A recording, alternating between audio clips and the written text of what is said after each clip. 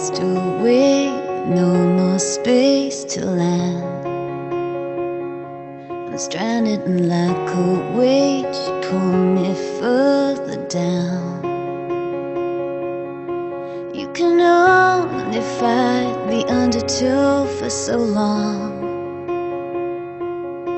In the end, you either let him go or you drown.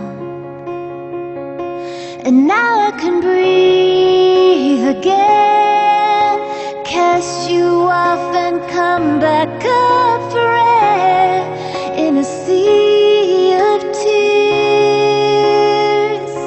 And now I can breathe again, from the depths I rise above despair, and I'll take a breath. And it goes, ooh, ooh, ooh, ooh, ooh, ooh, ooh.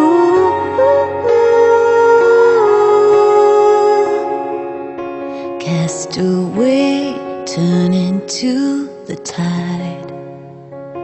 However shallow, if you're the ocean, I can swim tonight.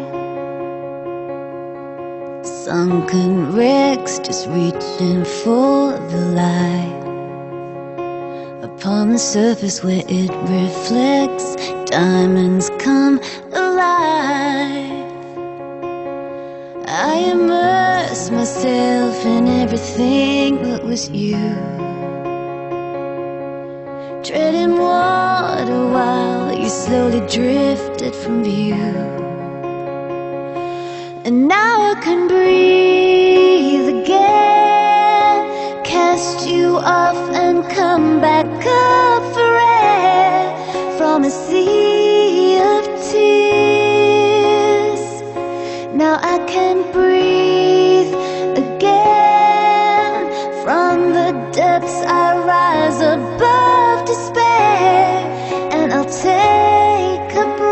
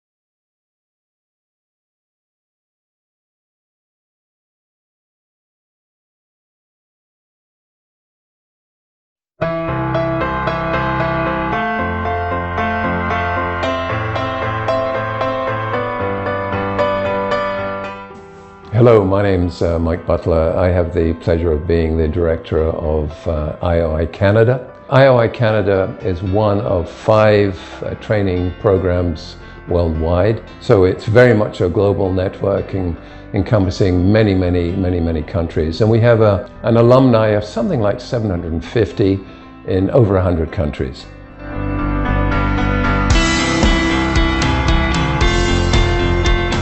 The training program is being operated at IOI Canada at Dalhousie University, our host university, since 1981. We were set up in 1979 by Elizabeth Mambo-Jayzee, our founder, who's the picture behind me. We're very fortunate that we are located at Dalhousie University in Halifax, Nova Scotia, in that we're surrounded by, not only by water, but by experts in ocean affairs generally. But in addition to that, we have the Navy is based here, the Coast Guard is based here, there's a great deal of industry. Most importantly, we're very near Bedford Institute of Oceanography, which is the premier oceanographic research institute in Canada.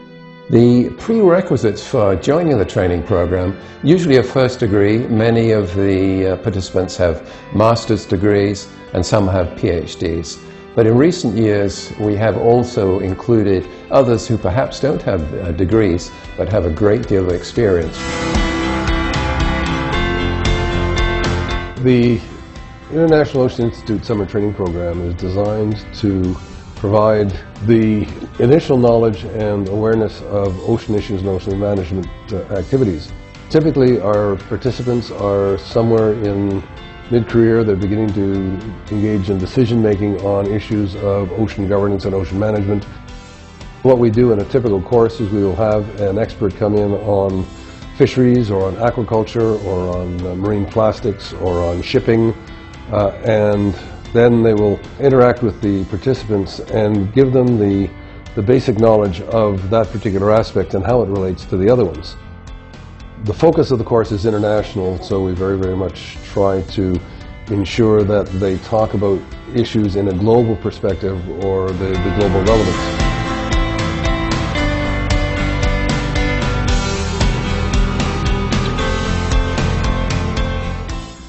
One of the unique features about the IOI Canada Summer Training Program is the integration exercise that runs throughout the program.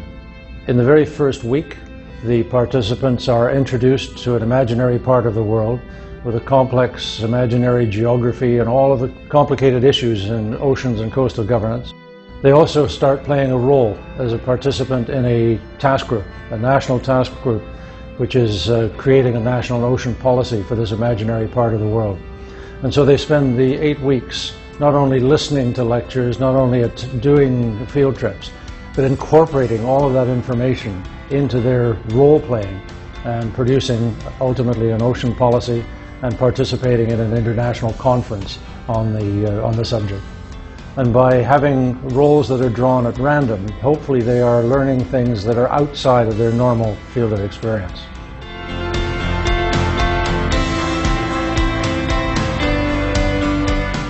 It's a fun learning environment, very interactive. It's a mutually beneficial program. I mean, everyone is learning from everyone.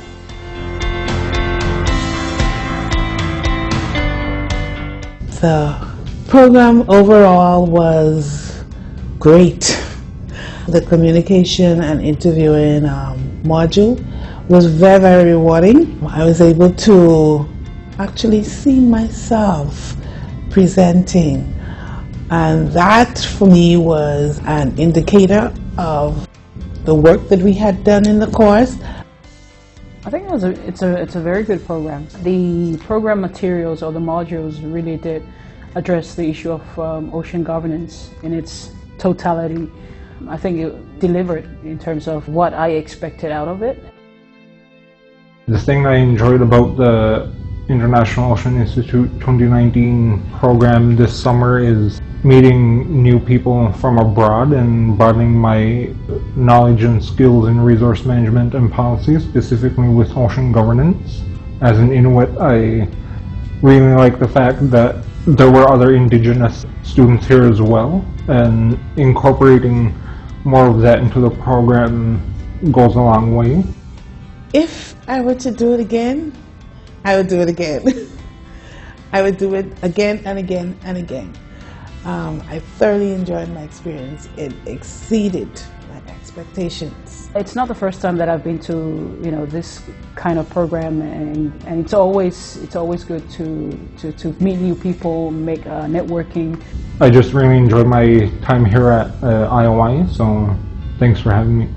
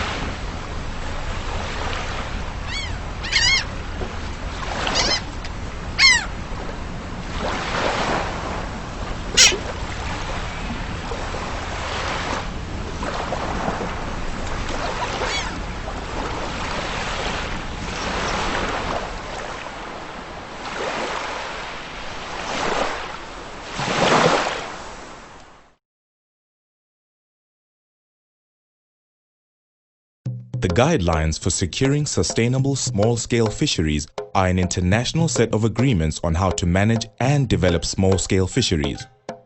These guidelines were developed through a participatory process involving fishers and other stakeholders in many different regions.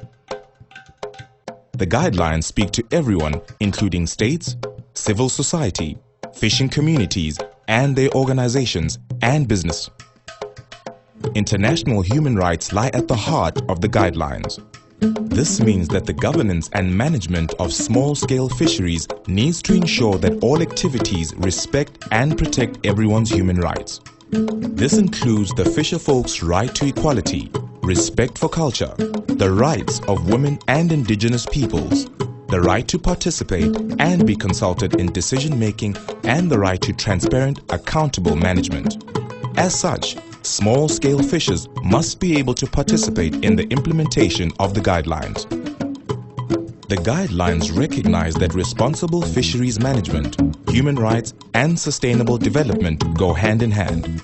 Therefore, when planning implementation, governments need to take an intersectoral approach, ensuring departments responsible for fisheries, environment, decent and fair working conditions, as well as basic needs such as health, housing, social development, all work together. Governments also need to collaborate on all levels, from the local level to national, regional, and international. They need to consider the key principles in the guidelines and how they can promote fishers' rights at sea, at the landing site, in communities, and through overall laws and policies. Fishing communities need secure access to land and to the waters where they fish. They depend on ecosystems that link life on land to aquatic life. When planning coastal development, governments need to respect customary tenure rights and ensure that land and aquatic ecosystems remain healthy and able to sustain these livelihoods. Everyone needs to be involved in ensuring our sea's resources are used in a sustainable way. Management must ensure equitable participation of fishers, especially women, promoting co-management. Activities to prevent illegal fishing and promote conservation must be designed to fit the local areas they operate in. When making plans that involve fisher communities, activities all along the value chain need to be considered. This includes mending nets, preparing bait, harvesting different marine resources, as well as activities that add value such as cleaning, smoking, packing, and marketing fish, or broader community benefit sharing, such as local tourism and conservation. The importance of women's work through the value chain must be recognized, and gender equality needs to become the norm in all activities, including the management of resources. Governments need to provide infrastructure and coordinate capacity building programs. They also need to work with fishers to develop innovative, low-cost information and communication technologies. These can enable small-scale fishers to capture and share their data, access information about markets and trade, control the value chain more effectively, and promote traceability. This can help shift unequal power relations in the marketplace and strengthen accountability to their local cooperatives or associations. Small-scale fishing communities need access to information and technology that can promote safety at sea. Document fishers' local knowledge and empower them to participate fully in monitoring, research, and management processes. This can also strengthen their ability to respond to disaster risk and climate change in an adaptive way. In order for the principles of the guidelines to be achieved, implementation processes need to involve fishers at all stages. In this way, the guidelines enable small-scale fishers to ensure that their voices are heard and their human rights are recognized at all levels.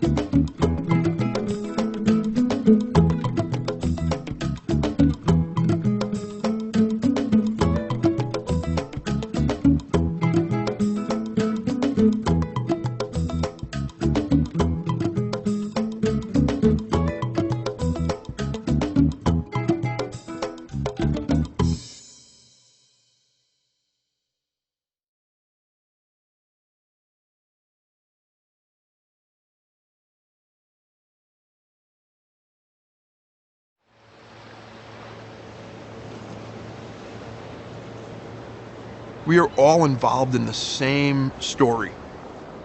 If we don't come together as an industry, we're in trouble.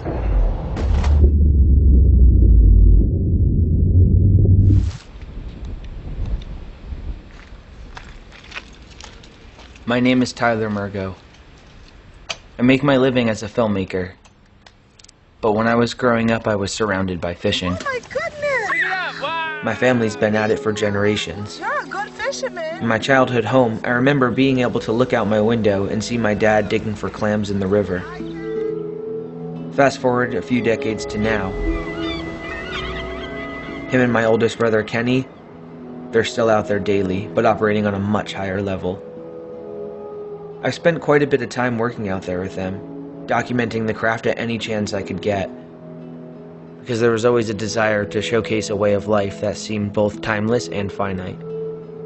And it's never felt more finite than it does now, in the wake of the pandemic. A stay-at-home order for all people. It feels urgent to capture and share these perspectives on the current challenges. Some close to home, with my brother Kenny. That's how they sync everything all together. Oh, really? Yeah. And others who have been fighting for change for years.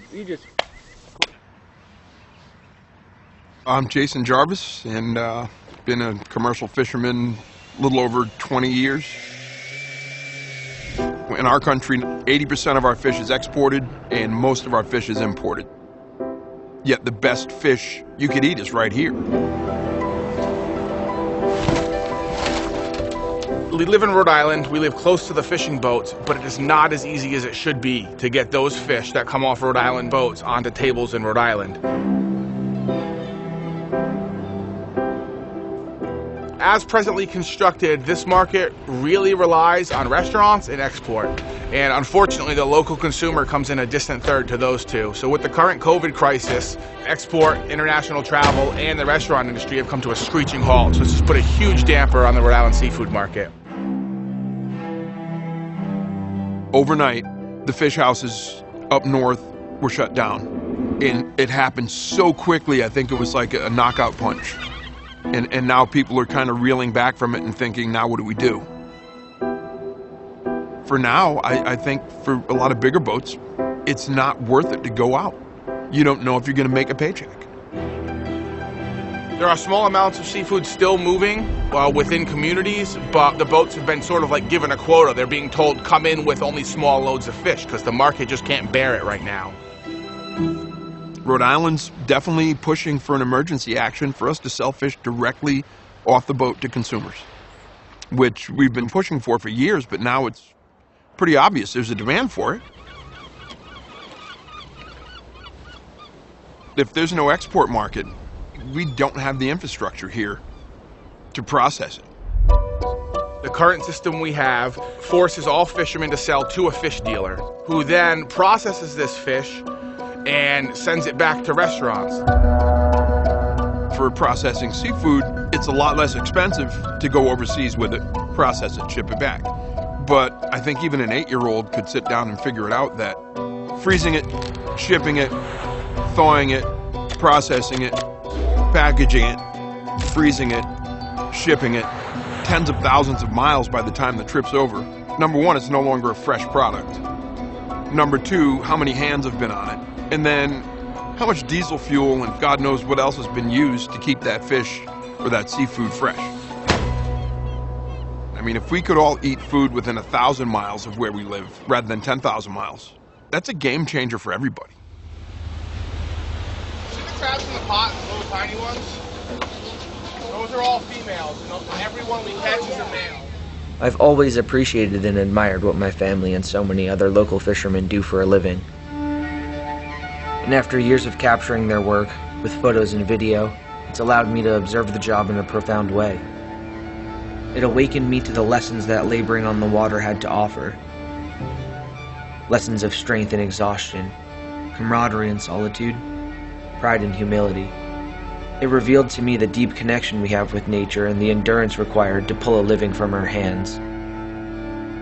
The problems that seem so obvious to my family and other fishermen are not common knowledge to so many people in Rhode Island.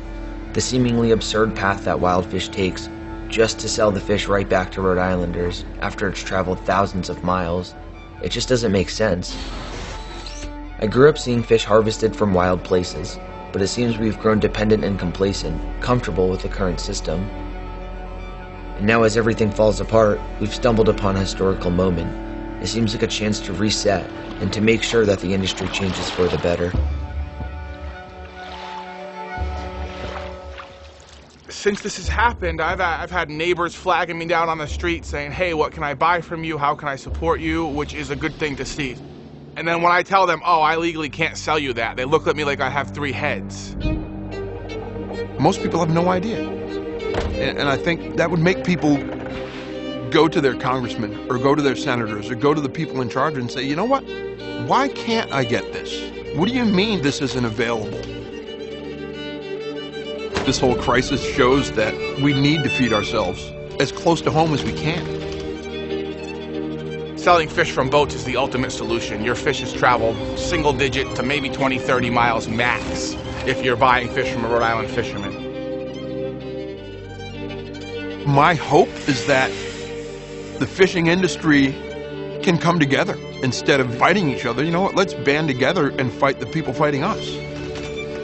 Without fishermen and without farmers, we're all going hungry.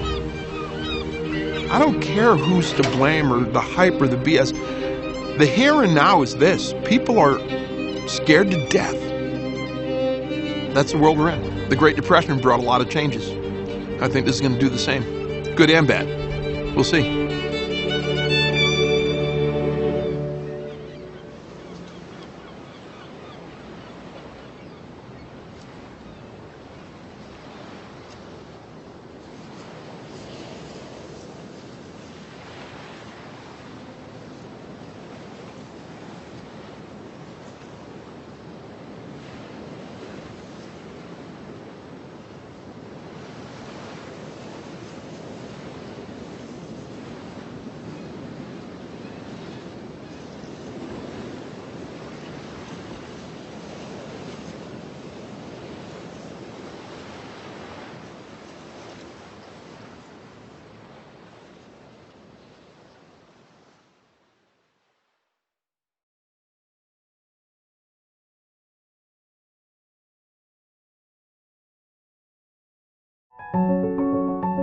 Gender inequality doesn't make sense on any level.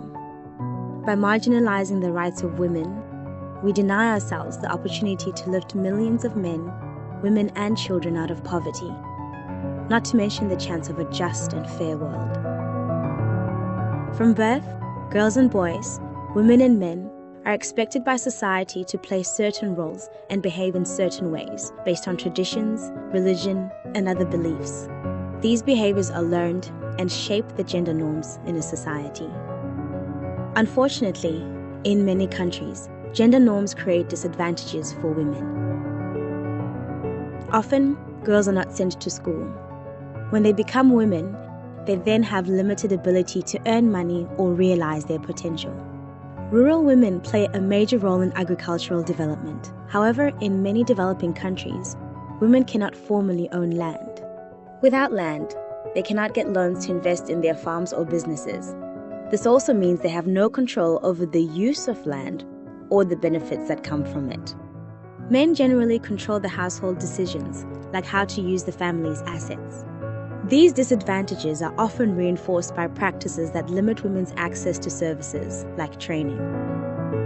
Cultural beliefs can also restrict women's opportunities, such as in parts of Zambia where women cannot paddle their boats as it is considered bad omen. The result of these issues? Women remain poor and agricultural production cannot reach its potential, perpetuating poverty and hunger in the developing world. The social norms that limit women's opportunities need to be understood and then changed. By taking a gender transformative approach, we can influence social norms and bridge the gaps in access to resources and services between men and women in a lasting manner. Change is needed on many levels, and both men and women must be involved for it to happen. Research and development organizations need to invest in programs that promote gender equality alongside improving productivity and incomes. Policies need to be implemented that increase women's access to services and resources. Communities need to support women as farmers and as leaders. Increasing women's voice and agency is a valuable end in its own right. When development organizations, policies, and communities support the success of women, we have a chance to reduce extreme poverty and boost shared prosperity for girls and boys, women and men around the world.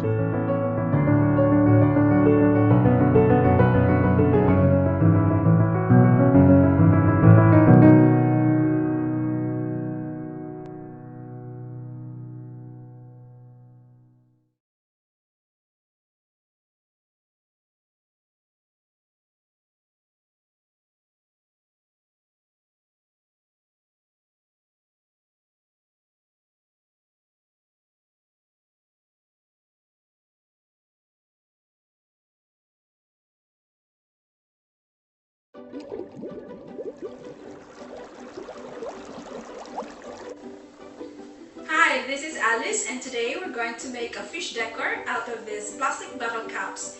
These plastic bottle caps are common items of trash, and so we will turn this trash into a piece of art.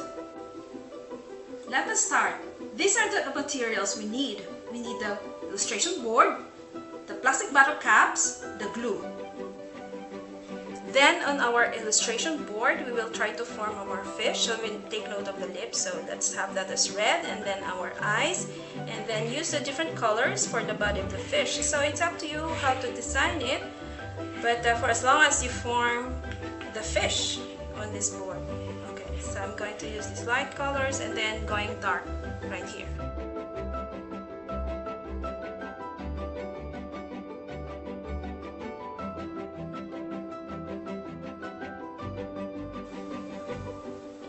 Okay, so the next thing we do is we put glue on each cap. Okay, make sure it's right over here on this side, and then we bring it back to its place. And we do that for all the caps here on the illustration board. And then you let it dry. You let the glue dry, and then it will be strong already. So if you have time and you have a nice pair of scissors, you can cut this fish. Okay, so it will be a nice one. So now this is our finished product. So you can hang this on your wall, or you can just put it on top of your table as a centerpiece. Until next time!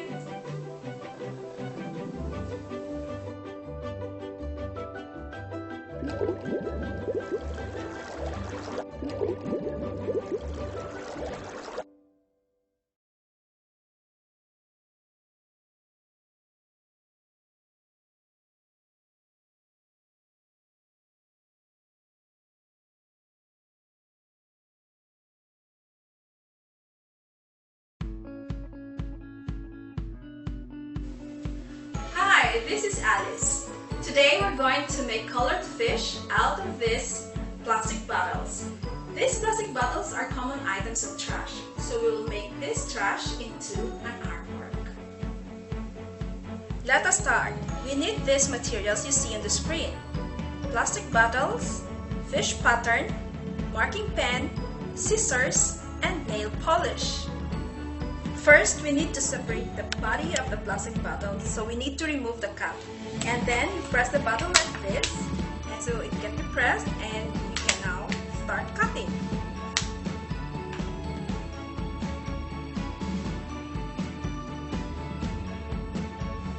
Then we place the fish pattern over the body of the plastic bottle, and then we trace the pattern.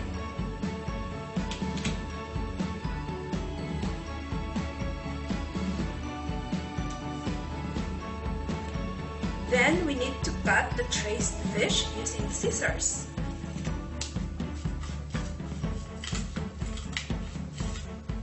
Yay! We now have the fish, and so let's start painting. Let's have our nail polish.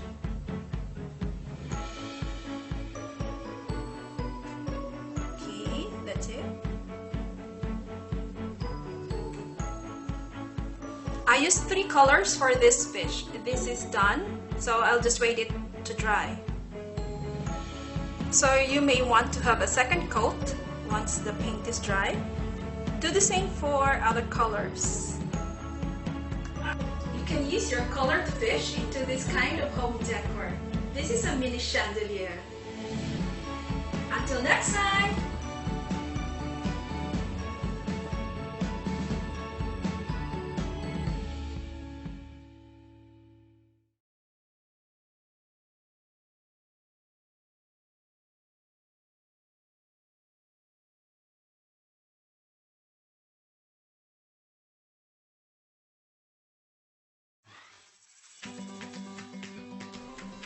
Hi, this is Alice and we're going to make colored fish out of plastic cups. Plastic cups are common items of trash, so we will turn this trash into an artwork. We need these materials: plastic cup, fish pattern, marking pen, scissors, paint that is non-toxic and environment friendly, and cotton buds. First, we need to separate the body of the cup from the lip and the foot. We just need this body of the cup. To be safe, please ask help from an adult in separating this body of the cup from the foot and the lip. Then replace the fish pattern on the body of the cup. We trace the pattern. Fully fill in this body of the plastic cup with traced fish and then we cut. Yay! Now we have the fish. Now we're going to paint our fish using the cotton buds. We choose the color blue. It is the hand stroke that is important. So we lightly dab the cotton bud on the fish, like this. And it will form a scale-like design. We need to have the texture that look like the scale of the fish. Once done, just let the paint dry. You may want to have a second coat next time, maybe after 10 minutes. And you can just do the same using other colors.